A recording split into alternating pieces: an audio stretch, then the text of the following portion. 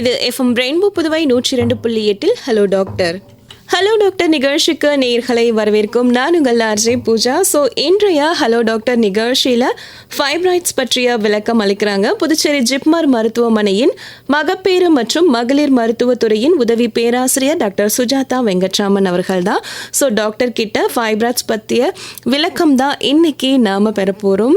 So hello doctor நிகழ்ச்சியில் பார்த்தீங்க அப்படின்னா டாக்டர் சுஜாதா வெங்கட்ராமன் மேம் அவர்கள் தான் நம்மோட ஸ்டுடியோவில் வெயிட்டிங்கில் இருக்காங்க. வணக்கம் மேம். வணக்கம், கருதுக்கு மிக்க நன்றி. ஓகேங்க மேம். ஸோ இன்றைக்கி பார்த்தீங்க அப்படின்னா இந்த ஃபைப்ராய்ட்ஸ் இதை பற்றி தான் நீங்கள் எங்களுக்கு விளக்கமாக சொல்ல போகிறீங்க. ஸோ நேயர்களுக்கும் ஏதாவது சந்தேகம் இருந்தது அப்படின்னா நீங்கள் டாக்டர் அணுகி, அதாவது டாக்டர்கிட்ட கால் பண்ணி உங்களுடைய சந்தேகங்களுக்கு தெளிவு பெறலாம். 227176 மற்றும் 227177 என்ற இந்த எண்களில். ஓகே டாக்டர், ஸோ ஃபைப்ராய்ட்ஸ் அப்படின்ற விஷயமே பார்த்தீங்க அப்படின்னா இன்றைய காலகட்டத்தில் கொஞ்சம் எல்லார் காதலையும் படக்கூடிய ஒரு செய்தியாக தாங்க மேம் இருக்குது. ஸோ பெண்களை எடுத்துக்கிட்டோம் அப்படின்னாலே இந்த ஃபைப்ராய்ட்ஸ் அப்படின்ற பிரச்சனை இருக்குன்னு கேள்விப்படுறோம். இந்த ஃபைப்ராய்ட்ஸ் அப்படின்னா என்னங்க மேம்? ஃபைப்ராய்ட்ஸ்ன்றது கருப்பையின் தசை கட்டின்னு சொல்லலாம், இல்லை கருப்பை கட்டின்னு சொல்லலாம். இது யூஸ்வலாக பெண்களுக்கு 15 to 45 வயது உள்ள பெண்களுக்கு ஜாஸ்தி பாதிக்குது. இந்த பாதிப்பு இருக்கிறவங்களுக்கு 4 பேரில் 2 பேருக்கு அறிகுறிகளோடு இருக்கலாம், 2 பேருக்கு அறிகுறியே இல்லாமல் இருக்கலாம். பட் அறிகுறி இருக்கும்போது அதோட நெக்ஸ்ட் இதில் நம்ம சொல்லலாம் என்னென்ன அறிகுறிகள் இருக்கும், எது அவங்க ஃபைப்ராய்டு இருக்கலாம் என்ற சந்தேகம் வருதோ அவர் மருத்துவரை கண்டிப்பாக அணுக வேண்டும். ஃபைப்ராய்ட்ஸ்னுடைய அறிகுறிகள் என்ன? ஸோ இதெல்லாம் வர்றதுக்கான ரீசன்ஸ் என்னங்க மேம்? அறிகுறிகள் ஃபஸ்ட்டு முக்கியமாக நம்ம சொல்லணும்னு கேட்குறவங்களுக்கு, மாதவிடாய் அப்போது மாதவிடாய் உதரப்போக்கு ஜாஸ்தியாக இருக்கலாம், அந்த வலி ஜாஸ்தியாக இருக்கலாம். யூஸ்வலாக periods first day second day தான் வலி இருக்கும். பீரியட்ஸ் வரத்துக்கு முன்னாடியே வலி வந்தாலோ இல்லை யூஸ்வலோட பெயின் ஜாஸ்தியாக வந்தாலோ அது ஒன் ஆஃப் த சிம்டமாக நம்ம எடுத்துக்கணும். இல்லாட்டி அது அடி வயிறு கட்டி, வீக்கம், வலுவாக இருப்பது, கருத்தரிக்கிறதுல பிரச்சனை, ஸோ இதெல்லாம் பேசிக் சிம்டம்ஸ். இது இருந்தால் மருத்துவரை அணுக வேண்டும். ஓகே. ஸோ யூஸ்வலாக பார்த்தீங்க அப்படின்னா இந்த இர்ரெகுலர் பீரியட்ஸ் அப்படின்னு சொல்லுவாங்க. யூஸ்வலாக ஒரு சைக்கிள் அப்படின்றது எத்தனை நாள் மேம்? யூஸ்வலாக அது மாதத்துக்கு ஒரு தாட்டி வரணும், சிம்பிளாக நம்ம யோசிச்சோன்னா. So irregular periods usual symptom இப்போ ஒருத்தவங்களுக்கு 2 மாதத்துக்கு ஒரு தாட்டி பீரியட்ஸ் வருது, 3 மாதத்துக்கு ஒரு தாட்டி வருது, இல்லாட்டி வரவே இல்லை, அதுதான் இந்த இர்ரெகுலர் சைக்கிள் சொல்லுவோம். அது பிசிஓடி, அந்த கருமுட்டையில் நீர்க்கட்டிகள் இருக்கவங்களுக்கு அது மெயினான சிம்டம். இவங்களுக்கு அந்த மாதவிடாய் போக்கு ஜாஸ்தியாக இருக்கும், வலி ஜாஸ்தியாக இருக்கும், இதுதான் இவங்களோட மெயின் சிம்டமாக இருக்கும். இல்லை மாதவிடாய் மாதத்துக்கு ஒரு தாட்டி வருது இல்லை, அது நடுவில் மாதவிடாய் மாதிரி வரலாம், 1 or 2 days இன்டர்மென்ஸ்ட்ரல் ப்ளீடிங் சொல்லுவோம், அதுவும் ஒன் ஆஃப் த சிம்டமாக இருக்கலாம். ஸோ இதுவும் இந்த ஃபைப்ராய்ட்ஸ் இருக்குது அப்படின்றதுக்கான ஒரு அறிகுறியாக நம்ம எடுத்துக்கலாம். இன்னொரு நீங்கள் காரணம் கேட்டீங்க, இதோட டைரக்ட் இதனால தான் ஃபைப்ராய்டு வருதுன்னு நம்மளுக்கு இன்னும் கிளியர் கட்டு தெரியாது. But one of the thing hyperestrogenism சொல்லுவோம், அந்த ஹார்மோன் இம்பேலன்ஸ். அந்த பெண்களுக்கு ஈஸ்ட்ரோஜன் ஹார்மோன் முக்கியம், அது ஒரு சமநிலைமையில் இருக்கணும். அது ஜாஸ்தி ஆனாலும் அது பிரச்சனை. ஸோ இல்லாட்டி இப்போ வீட்டில் அம்மாவுக்கு இருக்குன்னா குழந்தைக்கும் வர சான்ஸ் இருக்கலாம், ஜெனட்டிக்காவும் இருக்கலாம், வாய்ப்பு இருக்குது. ஓகேங்க மேம்.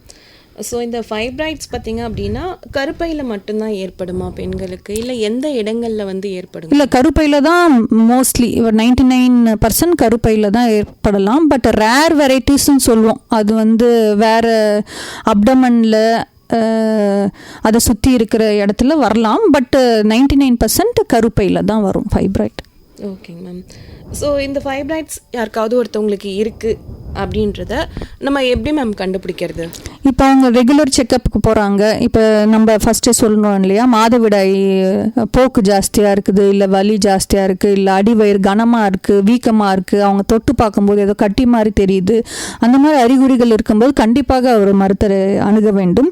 அப்போ நம்ம கை வச்சு பரிசோதனை பண்ணும்போதே நம்மளுக்கு சஸ்பெக்ட் பண்ணுவோம்.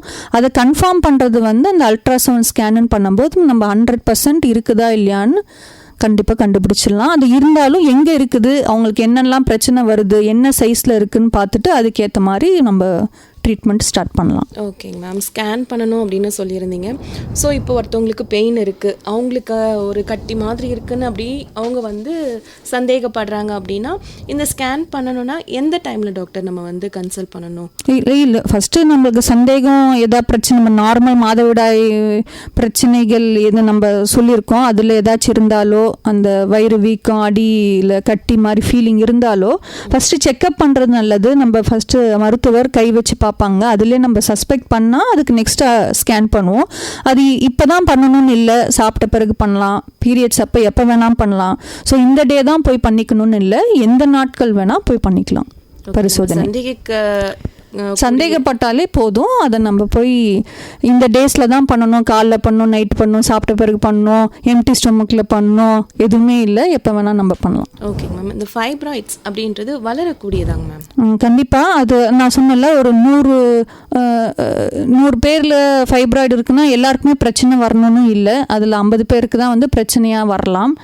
அந்த பிரச்சனை அது அதில் வந்து பாதி பேருக்கு அது கட்டி அதே மாதிரி சைஸ்லேயே இருக்கலாம், சில பேருக்கு ஜாஸ்தி ஆகலாம், கம்மி ஆகாது. அட்லீஸ்ட் அது சைஸ் அப்படியே மெயின்டைன் ஆகலாம், இல்லாட்டி ஜாஸ்தி ஆகலாம். ஒன்ஸ் மாதவிடாய் முடிஞ்சிடுச்சு, மெனப்பாஸ்ன்னு சொல்கிறோம்ல, அதுக்கப்புறம் அதுவே சைஸ் கம்மி ஆகக்கூடிய வாய்ப்புகள் இருக்கிறது. ஓகேங்க மேம்.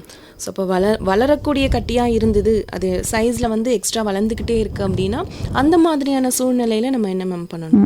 ஒருத்தவங்களுக்கு பிரச்சனையே இல்லை, எதாச்சியாக வேறு ஏதோ செக்கப்புக்கு போயிருக்காங்க, கண்டுபிடிச்சிருக்காங்க, அப்போ ஃபஸ்ட்டு சைஸ் என்ன சைஸ்ன்னு பார்க்கணும். எந்த இடத்துல கருப்பையில் நிறைய இடம் இருக்குது, அது எந்த இடத்துல இருக்குன்னு பார்க்கணும்.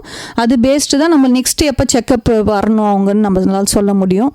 ஸோ அது இயர்லி ஒரு செக்கப், அவங்களுக்கு எதுவுமே பிரச்சனை இல்லை, அதே சைஸ் தான் மெயின்டைன் ஆகுதுன்னா நம்ம ஜஸ்ட் செக்கப் மட்டும் பண்ணிட்டாலே போதும். மேபி அந்த மெனோபாஸ் அப்போ வந்து அவங்களுக்கு அதுவே சுருங்கக்கூடிய வாய்ப்புகளும் இருக்கிறது. ஓகேங்க மேம். மெனோபாஸ் டைமில் சுருங்குன்னு சொல்லியிருக்கீங்க. அதாவது மெனோபாஸ் அப்படின்றது இந்த பீரியட்ஸ் எல்லாம் முடியக்கூடிய டைம் தான் மெனோபாஸ். ஆனால் பார்த்தீங்க அப்படின்னா இன்னைக்கு இளம் பெண்களுக்கும் இருக்குது, ஏன்னா நீங்கள் 15 வயதுலேருந்து அதற்கான வாய்ப்பு இருக்குது அப்படின்னு சொல்லியிருக்கீங்க. ஸோ இப்போ அந்த மாதிரி சின்ன வயசு பெண்களுக்கு இருந்தது இந்த ஃபைப்ராய்ட்ஸ் அப்படின்னா இப்போ அவங்க என்ன மாதிரியான சிகிச்சை முறைகளை மேற்கொள்ளணும் மேம்?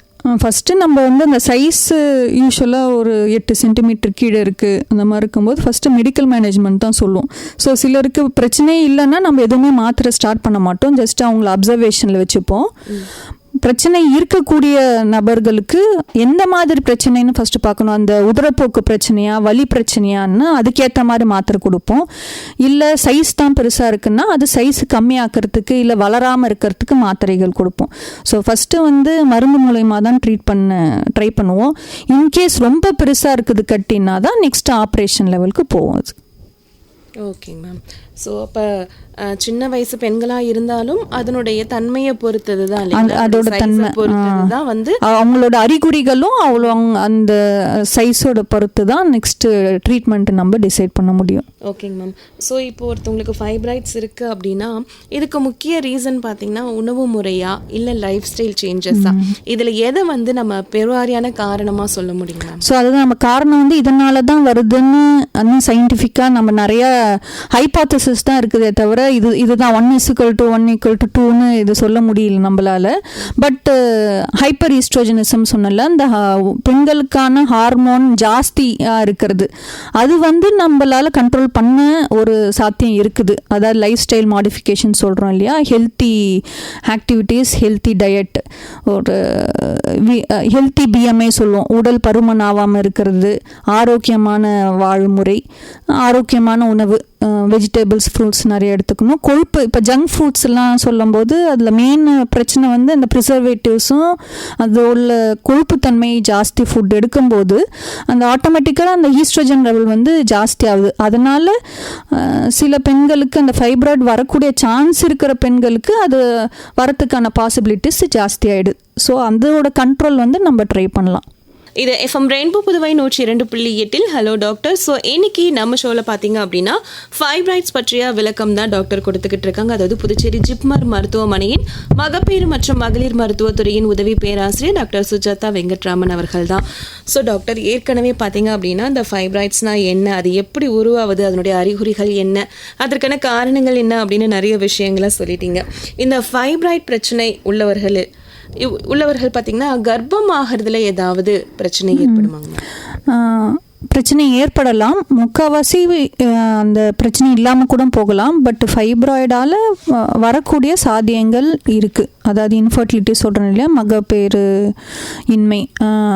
ஸோ ஃபைப்ராய்டு தான் முக்கிய காரணம் இல்லாமல் போகலாம். பட் அது வந்து ஒரு சிறிய பங்கு வகிக்கிறது. ஸோ மெயினாக அந்த இன்ஃபர்டிலிட்டி ஜஸ்ட்டு ஒரு ப்ரீஃபாக சொல்கிறேன். ஸோ ஒரு பெண் கரு நிற்க வேண்டும் என்றால் ஆணின் விந்துத்தன்மை கரெக்டாக இருக்கணும். ஒரு பெண்ணுக்கு மாதம் ஒரு முறை கரு முட்டையிலேருந்து ஒரு முட்டை வெளியாகிறது. அது வந்து கர்ப்ப கோஷத்துக்குள்ளே போய் அது கரெக்டாக அந்த அட்டாச் ஆகணும். அதுதான் மெயின் மெக்கானிசம். ஸோ மந்த்லி ஒரு சான்ஸ் தான் ஒரு பெண் வந்து கரு தரிக்க. ஸோ மெயின் ரீசன் வந்து அந்த ஆணின் விந்துத்தன்மை, பெண்ணின் அந்த ஃபெலோப்பியன் டியூப்னு சொல்லுவோம். அந்த கரு முட்டை கருமுட்டை ஒரு மாதத்துக்கு ஒரு தாட்டி வரணும்னா அது கரெக்டாக ரிலீஸ் ஆகணும். அந்த ஃபெலோப்பியன் டியூபுக்குள்ளே போகணும். அந்த கணவரோட விந்து கூட சேரணும். கருப்பையில் போய் அது கரு தரிக்கணும். இதுதான் மெக்கானிசம். இதுதான் மெயின். இதில் எந்த பிரச்சனை வந்தாலும் கரு தன்மை பாதிக்கப்படலாம். இப்போ ஃபைப்ராய்டு இருக்கும்போது அது எங்கே லொக்கேஷன் ஆஃப் த ஃபைப்ராய்டுன்னு சொல்லுவோம். எந்த பார்ட்டில் இருக்குதுன்னு முக்கியம். அதோட சைஸும் முக்கியம். பெருசாக இருக்கிறது இல்லை அந்த முட்டையும் விந்தணுக்கும் சேர்ற இடத்துல இருக்குது, இல்லை அந்த கரு போய் அட்டாச் ஆகிற இடத்துல இருக்குது, அந்த மாதிரி பட்சத்தில் அது வந்து குழந்தையின்மை பாதிப்பு ஏற்படலாம். ஓகேங்க மேம். ஸோ இப்போ ஃபைப்ராய்ட்ஸ் இருக்குது அப்படின்னு நமக்கு தெரிஞ்சு போச்சு. ஸோ அந்த மாதிரி இருக்கிறவங்க இப்போ வந்து ஒரு இளம் பெண்ணாக இருக்காங்க, அவங்களுக்கு இன்னும் குழந்தையே பிறக்கலை, அந்த மாதிரி இருக்கிறவங்களுக்கு ஃபைப்ராய்ட்ஸ் கட்டி இருக்குது அப்படின்னா அவங்களுக்கு என்ன மாதிரியான சிகிச்சைகள் டாக்டர்? ஸோ ஃபஸ்ட்டு வந்து ஆஃப்டர் மேரேஜ் 1 இயர் வந்து நேச்சுரலாக ட்ரை பண்ணுறது தான். நம்ம சொன்னோம் இல்லையா, மாதத்துக்கு ஒரு தாட்டி வந்து அந்த கரு முட்டை ரிலீஸ் ஆகுது. அப்போ ஹஸ்பண்ட் அண்ட் ஒய்ஃப் இருக்கும்போது அந்த கருத்தன்மை ஆகும்.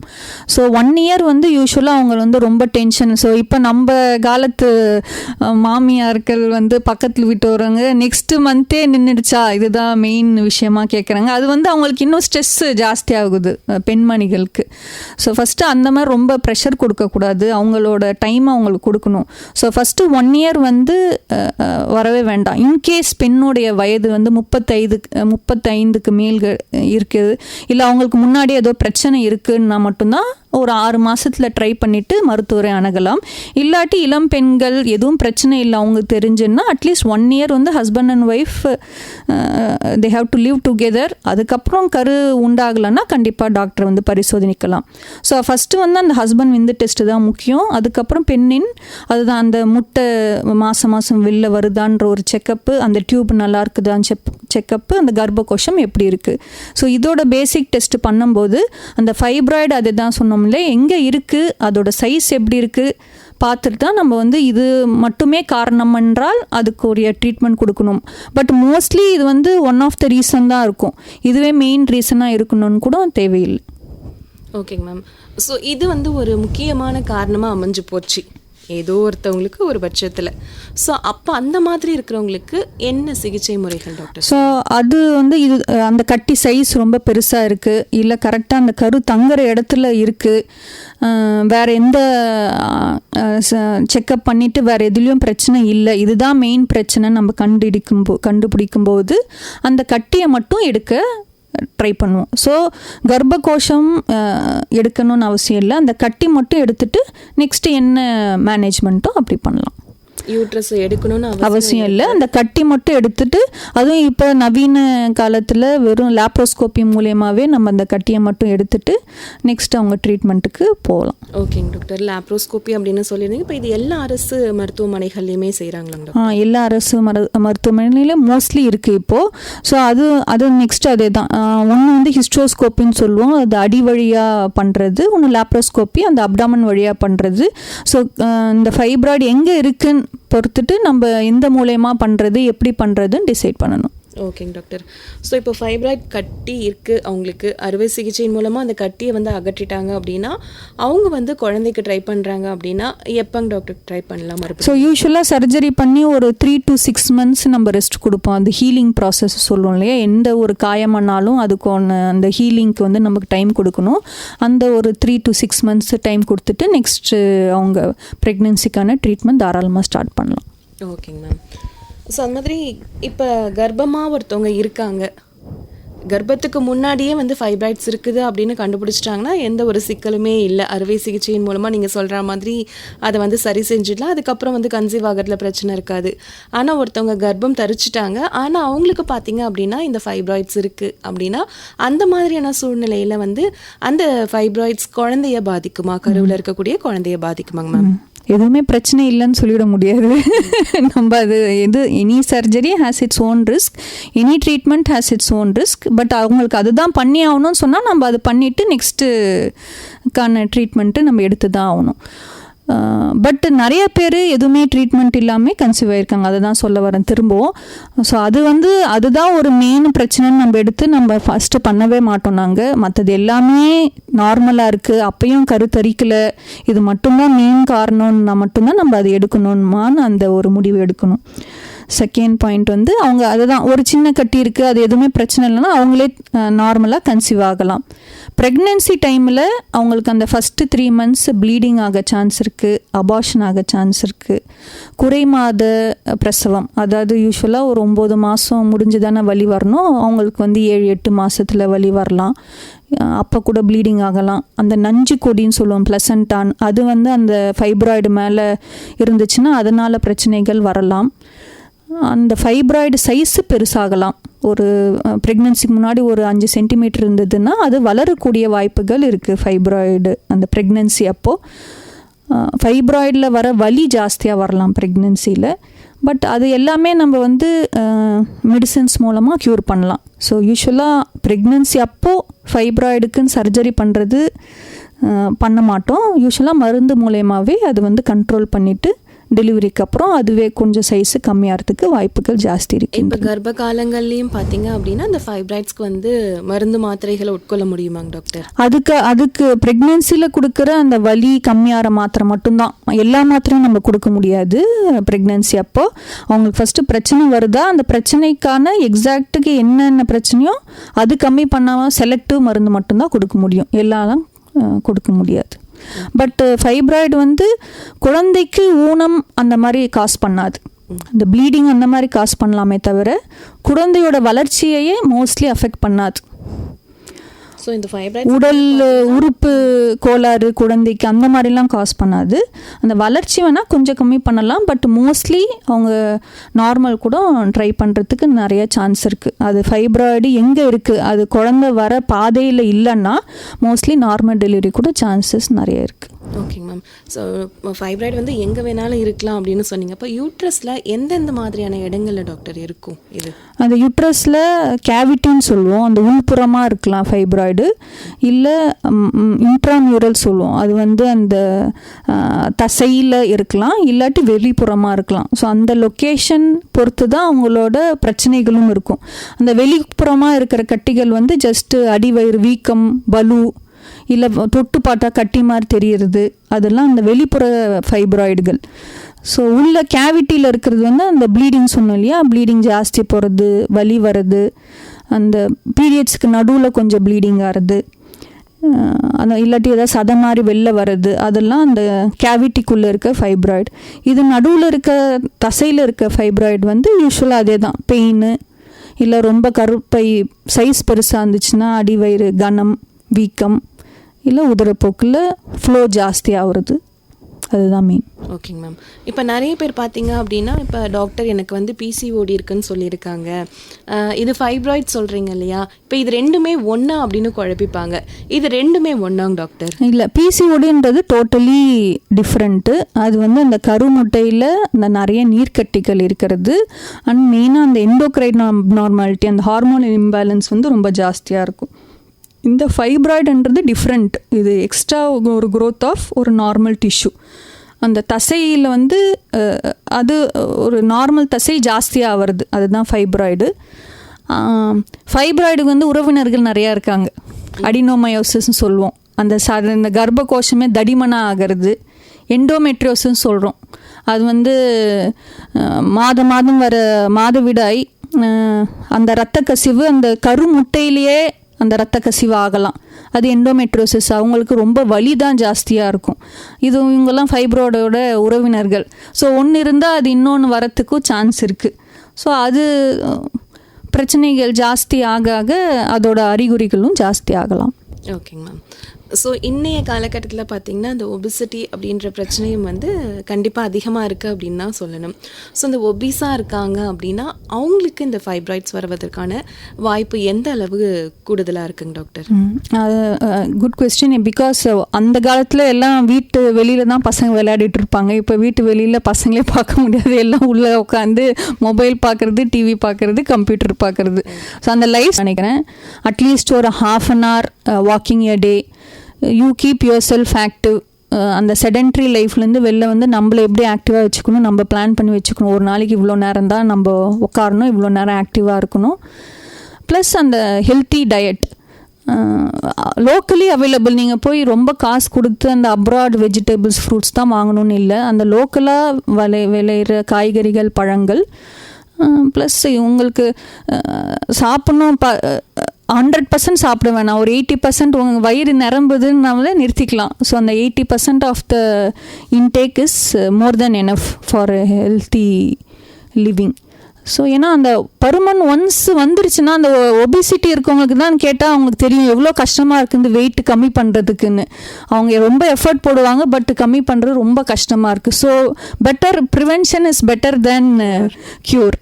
ஸோ ஃபஸ்ட்லேருந்தே நம்ம அந்த ஒபிசிட்டி க்ரீமி லைனுக்கு போகாமல் தடுக்கிறது ரொம்ப ரொம்ப இம்பார்ட்டண்ட்டு.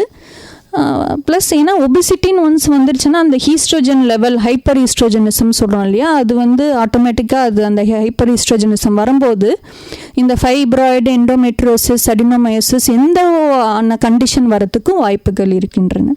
ஓகே மேம், ஒரு காலர் வராங்க, உங்களோட பேசிடலாம். ஹலோ, வணக்கம். சொல்லுங்க, யார் இங்கிருந்து பேசுறீங்க? ஓகே சார், சந்திரசேகர் சார் வணக்கம். டாக்டர் கிட்ட பேசுறீங்க, உங்களுடைய சந்தேகத்தை தெளிவுபடுத்திக்கோங்க. டாக்டர், எனக்கு 2 கேள்விகள் இருக்கு. இந்த உடல் பருமன் அப்படின்னு இருக்கிறவங்க பொதுவாக இந்த கிராஷ் டயட் அப்படின்னு போவாங்க, அல்லது ஏதோ ஒரு பொருளோ இல்லைன்னா ஒரு விஷயத்தையோ எடுத்து அந்த இதுக்கு போவாங்க. ஃபார் எக்ஸாம்பிள் இட்லி டயட்டுக்கு போவாங்க, பாலியோ டயட்டுக்கு போவாங்க. இது மாதிரி பண்றது எந்த அளவுக்கு உடம்புக்கு கெடுதல் அப்படிங்கறது கொடுக்கும்? அண்ட் ஹெல்தி வெயிட் லாஸ் அப்படின்னா ஒரு மந்த்துக்கு எவ்வளவு இருக்கணும்? இது என்னுடைய முதல் கேள்வி. 2வது கேள்வி, பொதுவாக இப்போ இருக்கக்கூடிய ஜெனரேஷன்ல குழந்தைகள் கூட இந்த ஓவர் வெயிட், உடல் பருமனால கொஞ்சம் பாதிப்புக்கு உள்ளாராங்க. இந்த யங்கர் ஏஜ்ல குழந்தைகளுக்கு உடல் பருமன் ஏற்படுவதற்கு காரணம் என்ன? இதை எப்படி போக்கலாம்? இதை பத்தியும் கொஞ்சம் விளக்கமா சொல்லுங்க டாக்டர். நான் அப்படியே உங்க ஆன்சர்ஸ் ரேடியோல கேட்டேன். சந்திரசேகர் சார், மேம் வந்து டயட் பத்தின விளக்கமும் வந்து கொடுத்துட்டாங்க. ஆக்சுவலி இன்னைக்கு முக்கியமா நம்ம பேசிக்கிட்டு இருக்க விஷயம் அப்படின்னு பாத்தீங்கன்னா ஃபைப்ராய்ட்ஸ் பத்தின விளக்கம் தான் இல்லைங்களா? Okay okay okay. இது குறித்து ஏதாவது உங்களுக்கு சந்தேகம் இருக்குங்களா? கண்டிப்பா. இந்த ஃபைப்ராய்ட் கட்டி அப்படிங்கிறது பொதுவாகவே வரத்துக்கு இந்த ஹெரிடிட்டரி அப்படிங்கிறது காரணமா, இந்த ஃபைப்ராய்ட் கட்டியில இருக்கக்கூடிய நவீன சிகிச்சை முறைகள் அப்படிங்கிறது அக்காலத்துக்கும் இக்காலத்துக்கும் எப்படி டிஃபர் ஆகுது? அந்த குழந்தைகளுக்கு ஒரு மாதிரி ட்ரீட்மெண்ட் அண்ட் அடல்ட்ஸ்க்கு ஒரு மாதிரி ட்ரீட்மெண்ட் அப்படிங்கிறதும் கொடுக்குறாங்களா? இதை பத்தி சொல்லுங்க மேம். ஓகே மேம், நீங்க சொல்லிடுங்க. ஸோ கண்டிப்பாக அவங்க கொஸ்டின் ஒன்று சொல்கிறேன். அந்த டயட்டு பற்றி அவங்க கேட்டாங்க. ஸோ டிஃப்ரெண்ட் ரெஜிமெண்ட்ஸ் இருக்குது அந்த ஒபிசிட்டியில், அந்த வெயிட் ரிடக்ஷனில். நான் பேசிக்காக எங்கள் பேஷண்ட் சொல்கிறது என்னென்னா, சிம்பிளாக அந்த காலத்தில் வீக்லி ஒன்ஸ் ஃபாஸ்டிங் இருப்பாங்க. ஸோ அது வந்து ரொம்ப இம்பார்ட்டண்ட். எனி இந்த டயட் ரெஸ்ட்ரிக்ஷன்லேயும் அதை நீங்கள் இன்ட்ரடியூஸ் பண்ணிக்கலாம். அதாவது அந்த ஒரு நாள் கூட ஃபுல்லாக நீங்கள் ஃபாஸ்டிங்கில் இருக்கணும்னு அவசியம் இல்லை. You take vegetables and fruits, enough of water, and night carbohydrate இன்டேக்கை கம்மி பண்ணணும். அப்போ வந்து கோதுமை தோசை இல்லை கேழ்வரகு தோசை அந்த மாதிரி சாப்பிட்டுக்கலாம். ப்ளஸ் அந்த ஸ்நாக்ஸ், இன்பிட்வீன் ஸ்நாக்ஸ் அது வந்து அவாய்ட் பண்ணணும். At least 3 times meal is more than enough. So avoid junk foods, avoid in between snacks, take plenty of water and try to have fasting weekly once. That is basic diet instruction which we give to our patients. Plus அவங்க சொன்னது ஃபைப்ராய்டோட நவீன சிகிச்சை முறைகள். இப்போ வந்து fibroids போகிற அந்த ரத்த போக்கை வந்து கம்மி பண்ணுறதுக்கான யூட்ரைன் ஆர்டரி எம்புலைசேஷன் சொல்லுவோம். அது வந்து ஒன் ஆஃப் த நவீன முறைகள். இன்னொன்று வந்து எம்ஆர்ஐ மூலயமா, கதிர்வீச்சு மூலயமா அந்த ஃபைப்ராய்ட் சைஸை கம்மி பண்ணலாம். அது ஒன் ஆஃப் த நவீன முறைகள். இன்னொன்று வந்து இப்போ அட்வான்ஸ்டாக வந்தது அந்த லேப்ரோஸ்கோப்பி மூலயமா எடுக்கிறது, ஹிஸ்ட்ரோஸ்கோப்பி மூலயமா எடுக்கிறது. இதெல்லாம் தான் நவீன சிகிச்சை முறைகள்.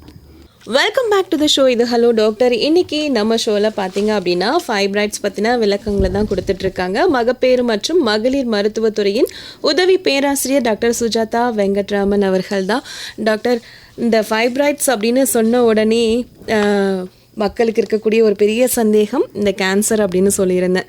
ஸோ இந்த ஃபைப்ராய்ட்ஸ் கேன்சராக மாறுவதற்கான வாய்ப்பு இருக்கா? இதை பற்றி சொல்லுங்கள் மேம். இப்போ 100 பேரில் ஃபைப்ராய்டு இருக்குன்னா 50 பேருக்கு தான் பிரச்சனையே அது காமிக்கும். ஸோ 50 பேரில் வந்து அது பிரச்சனையே இல்லாமல் அது பிரச்சனை இல்லைன்னா அது செக்கப் போகலன்னா தெரியாது. பட் அதால் யூஸ்வலாக செக்கப் போனாலுமே அது கண்டுபிடிக்கும் போது சிறிய சைஸு, அதாவது லெஸ் தென் 5 சென்டிமீட்டர், ஒரு 2-3 சென்டிமீட்டர் இருந்துச்சுன்னா அது மோஸ்ட்லி கவலைப்படுறதுக்கு எதுவுமே காரணங்கள் இல்லை. ஜஸ்ட்டு இயர்லி ஒரு செக்கப் மட்டும் இருந்தாலே போதும். ஸோ அந்த 100ல் 50 பேர் பிரச்சனை வருதுன்னு சொன்னேன் இல்லையா, அந்த 50 பேரில் பிரச்சனை கூட அதிகமான பிரச்சனைகள் மேபி 20-30 பேருக்கு இருக்கலாம். ஸோ அந்த பிரச்சனைகள் ட்ரீட் பண்ணாலே போதும். யூஸ்வலாக அந்த சைஸு பெருசாக இருந்த கட்டிகள் தான் வந்து நம்ம ஆப்ரேஷன் அந்த ஜோனுக்கே வரும் ஃபர்ஸ்ட் ஆஃப் ஆல். பட் அந்த கேன்சர்ன்றது வரவே வராதுன்னு சொல்ல முடியாது. அதாவது இப்போ 50 வயசில் ஒருத்தவங்களுக்கு ஃபைப்ராய்டு கண்டுபிடிக்கணும், இல்லை சைஸ் ரொம்ப பெருசாக இருக்குது, இல்லாட்டி போன வருஷம் பார்த்துருக்கேன் அவங்களுக்கு ரொம்ப சின்னதாக இருக்குது, இந்த வருஷம் திடீர்னு ரொம்ப பெருசாக டபுள் மடங்கு ட்ரிபிள் மடங்கு பெருசாகிடுச்சுன்னா இவங்களெலாம் வந்து நாங்கள் சஸ்பெக்ட் பண்ணுவோம் இவங்களுக்கு கேன்சர், அந்த கட்டி வந்து கேன்சராக ஆகக்கூடிய வாய்ப்புகள் இருக்கின்றன. ஸோ அவங்களுக்குலாம் நாங்கள் ஃபஸ்ட் ஆப்ஷனாக சர்ஜரி கொடுப்போம். ஸோ வரவே வராதுன்னு சொல்ல முடியாது. பட் அது வந்து நீங்கள் ஃபஸ்ட்டு ரீசனாக நினச்சி பயப்பட வேண்டிய அவசியமே இல்லை. அது வெரி வெரி ரேர். பட் அது 100ல் ஒரு பங்கு ஒரு ரிஸ்க்கு இருக்கும். அதுக்குரிய நம்ம அது டவுட் படும்போது நாங்களே வந்து சர்ஜரிக்கான ஆப்ஷன்ஸ் நாங்கள் கொடுப்போம். ஸோ அது வந்து மெயினாக நம்ம பேஷண்ட்ஸ் வந்து ஒரு 2 சென்டிமீட்டர் 3 சென்டிமீட்டர் இருக்கும், அது எடுத்துருங்க டாக்டர் எனக்கு பயமாக இருக்குது கேன்சர் வந்துடுமோன்னு நீங்கள் பயப்பட வேண்டாம். அதுக்கு தான் நம்ம இயர்லி செக்கப் வைக்க போகிறோம். So we have certain criteria, அது மீட் ஆனால் நம்மளே உங்களுக்கு அந்த ஆப்ஷன் கொடுத்து we will give you suggestions. ஓகேங்க மேம். ஸோ இப்போ ஃபைப்ராய்ட்ஸ் இருக்குது, நமக்கு கட்டி இருக்குது அப்படின்றதும் தெரிய வந்துருச்சு. ஸோ இந்த மாதிரி இருக்கிறவங்க எத்தனை மாதங்களுக்கு இல்லை வருடத்துக்கு ஒரு முறையா எப்பங்க டாக்டர் வந்து செக் பண்ணிக்கணும்? இந்த ரெகுலர் செக்கப் அப்படின்றது உங்களுக்கு எப்படிங்க டாக்டர்?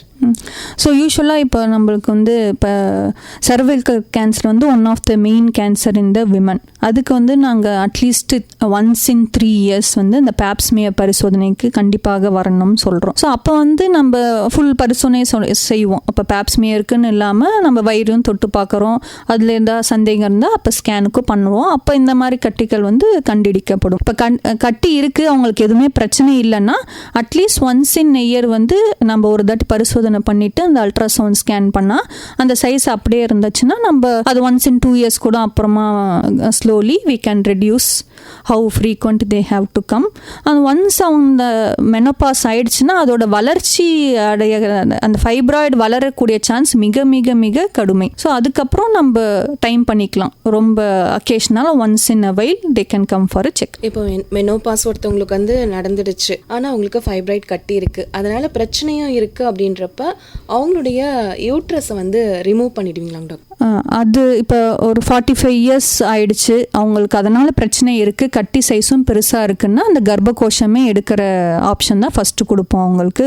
ஏன்னா திருப்பி நம்ம ஃபைப்ராய்டு சொன்னோம் இல்லையா, அந்த 45-50 வயதில் இருக்கவங்களுக்கு கட்டி சைஸ் பெருசாக இருக்கவங்களுக்கு அந்த ரேப்பிட் க்ரோத் இருக்கவங்களுக்கு ஆப்ரேஷன் தான் பெஸ்ட்டு. அப்போ கர்ப்பகோஷமே எடுக்கிற ஆப்ரேஷன் தான் ஹிஸ்டெக்டமி தான் நாங்கள் ஃபஸ்ட்டு பிளான் பண்ணுவோம். ஸோ 40 வயதுக்குள் சைஸு 8 சென்டிமீட்ரு சின்னதாக தான் இருக்குது, ஆனால் பிரச்சனைகள் ஜாஸ்தியாக இருக்குது, மருந்துகளை வந்து கண்ட்ரோல் ஆகலைன்னா அந்த கட்டி மட்டும் எடுத்தால் போதும், கர்ப்பகோஷம் எடுக்க வேண்டிய அவசியம் இல்லை. ஓகேங்க டாக்டர். ஸோ இந்த மெனோபாஸ் முடிஞ்சவங்களுக்கு கூட பார்த்தீங்க அப்படின்னா இந்த யூட்ரஸை ரிமூவ் பண்ணுறதுனால அதன் பிறகு எந்த ஒரு பிரச்சனையும் வராதுங்களா?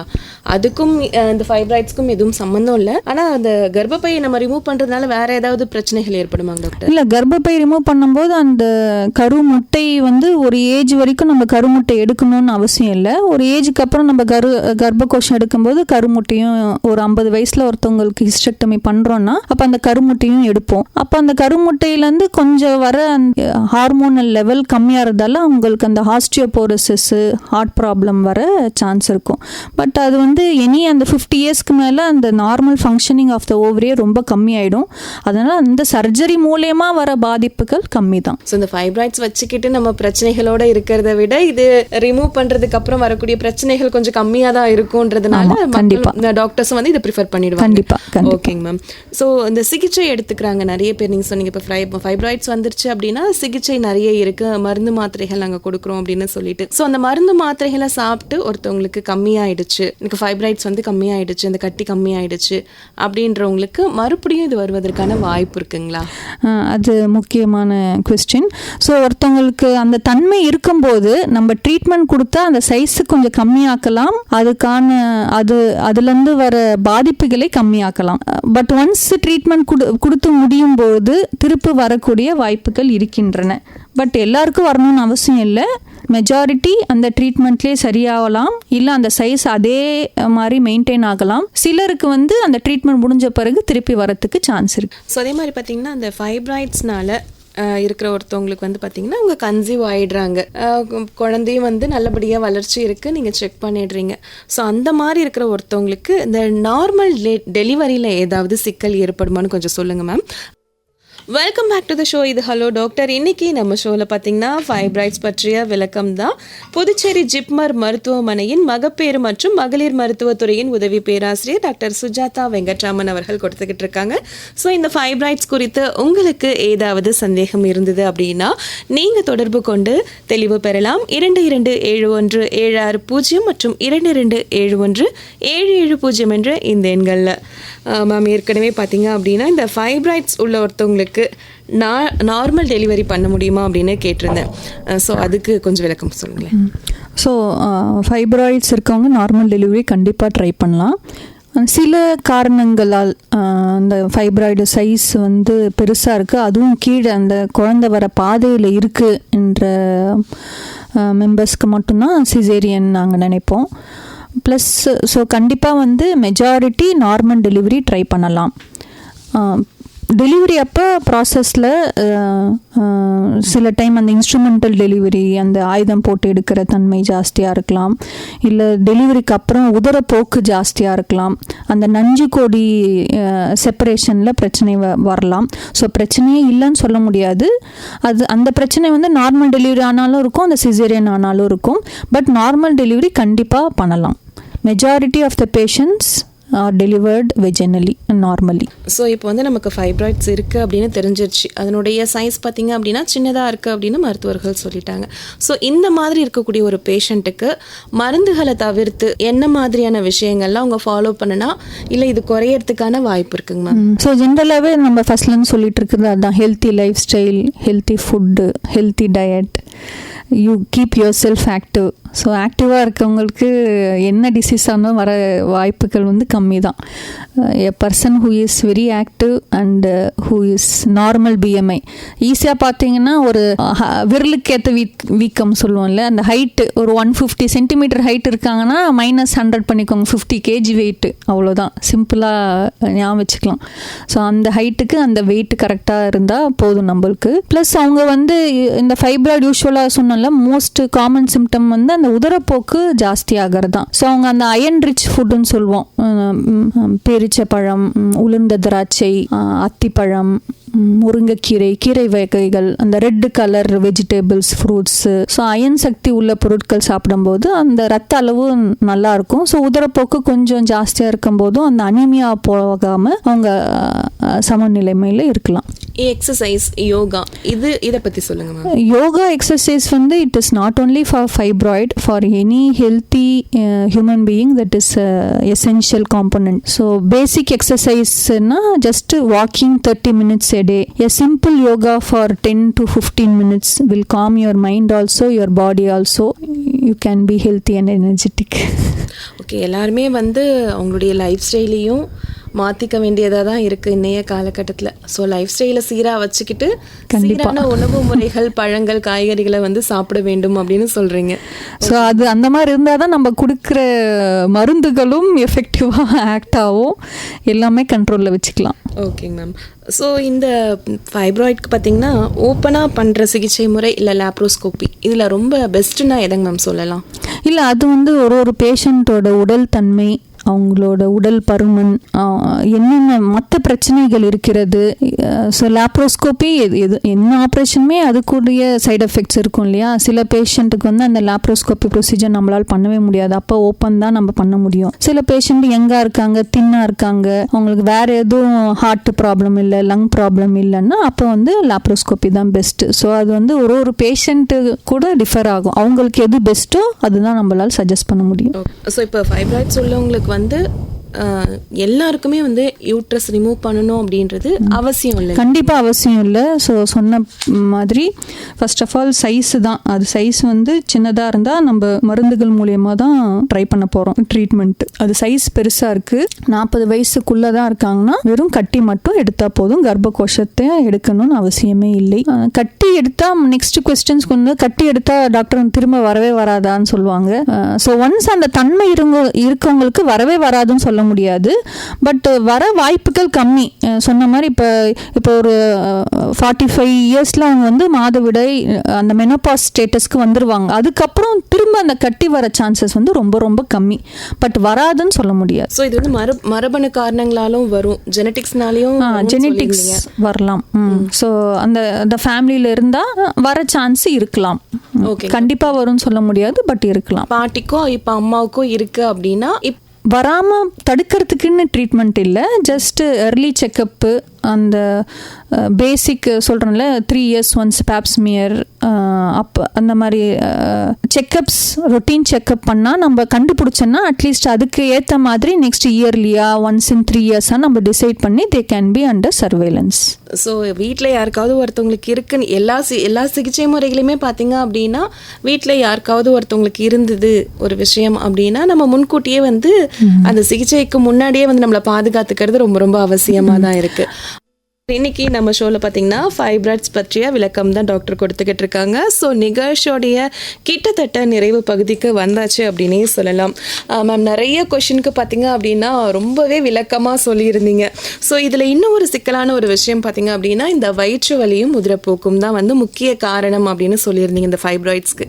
ஆனால் இன்னைக்கு நிறைய பேர் பார்த்தீங்க அப்படின்னா படித்தவர்களாக இருந்தாலும் கூட எனக்கு வயிற்று வலிக்குது, உதிரப்போக்கு அதிகமாக இருக்குது அப்படின்னா வந்து டாக்டரை கன்சல்ட் பண்ணுறதில்ல, உடனே போய் ஒரு மெடிக்கலில் வந்து மருந்து வாங்கி சாப்பிட்றாங்க. இந்த மாதிரி செய்யக்கூடியவங்களுக்கு நீங்கள் என்ன டாக்டர் சொல்ல நினைக்கிறீங்க? கண்டிப்பாக அது மிகவும் தவறான விஷயம். நாங்கள் பேஷண்ட்ஸ் வந்து இந்த ஓவர் த கவுண்டர் மெடிக்கேஷன் சொல்லுவோம், அவங்களே போய் வலி நிறுத்த மாத்திரை எடுத்து சாப்பிட்டு கிட்னி ஃபெயிலியர் வரைக்கும் போயிருக்காங்க பேஷண்ட்ஸ், டயாலிசிஸில் இருக்கிறாங்க. சில பேர் இந்த கிராமத்துலலாம் இந்த இன்ஜெக்ஷன் எடுத்துகிட்டு வந்து போட்டுட்ருப்பாங்க, வலி இன்ஜெக்ஷன், அது ஒரே இன்ஜெக்ஷன் 4 பேருக்கு போடுவாங்க. ஸோ அதில் வந்து இன்ஃபெக்ஷன் கூட ஒரு பேஷண்ட்டுக்கு வந்து ரொம்ப சீரியஸாலாம் இருக்குது. So self medication absolutely should be avoided. உங்களுக்கு அந்த மாத போக்கு ஜாஸ்தியாக இருக்குது, வலி ஜாஸ்தியாக இருக்குன்னா கண்டிப்பாக மருத்துவரை அணுக வேண்டும், பரிசோதனை செய்து கொள்ள வேண்டும். அதுக்கு அல்ட்ராசவுண்ட் ஸ்கேன் தேவையா இல்லையான்னு உங்கள் மருத்துவர் சொல்லுவாங்க. அதுக்கு ஏற்ற மாதிரி நெக்ஸ்ட் ஃபாலோ அப் வேணுமா, மெடிசன்ஸு எடுத்துக்கணும்னா எவ்வளோ டியூரேஷன் எடுத்துக்கணும், எந்த அளவு எடுக்கணும், எத்தனை நாள் எடுக்கணும், அப்புறம் எப்போ வந்து ஃபாலோ அப் பண்ணுறதுன்றது எனி மெடிசன் ஈவன் பேராசிட்டமால் கூட அதுக்கு ஒரு சைடு எஃபெக்ட் இருக்குது. ஸோ எப்போ எடுத்துக்கணும், எவ்வளோ நாள் எடுத்துக்கணும், என்ன டோஸில் எடுத்துக்கணும், எவ்வளோ நாட்கள் எடுக்கணுன்றது ரொம்ப ரொம்ப முக்கியம். அது என்ன டேப்லெட் எடுத்தாலும் அதோட எஃபெக்ட் இருக்கவே இருக்குது.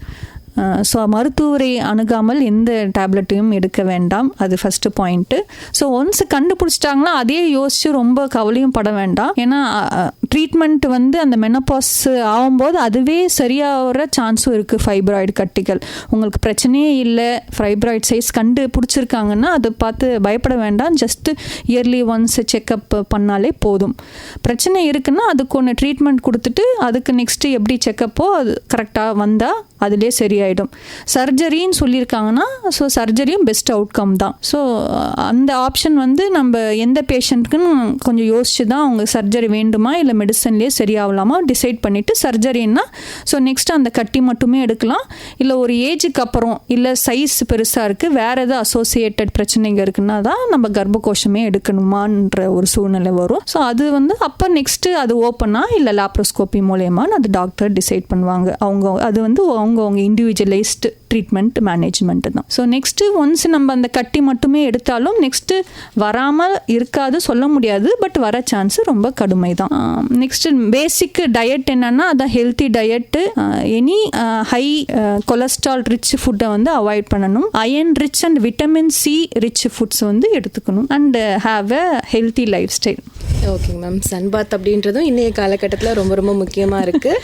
வெயிலில் போங்க அப்படின்றதும் வந்து இன்னைக்கு டாக்டர்ஸ் எல்லாருமே சொல்லக்கூடிய ஒரு விஷயம். ஸோ அது யூஸ்வலாக வந்து பிஃபோர் 11 o'clock அந்த சன் லைட் ரேஸ் வந்து ரொம்ப நல்லது. அது நார்மல் அந்த விட்டமின் டி லெவல் வந்து இன்க்ரீஸ் பண்ணும். That is one of the important vitamin for the body. But since you brought the topic, that is one of the important to be done. Ma'am, so இன்னைக்கு fibroids பற்றி நிறைய விஷயங்களை ரொம்பவே தெளிவாகவும் விளக்கமாகவும் நேயர்கள் கேட்ட கேள்விகளுக்கும் ரொம்பவே விரிவாகவும் அழகாகவும் பதில் சொல்லியிருக்கீங்க.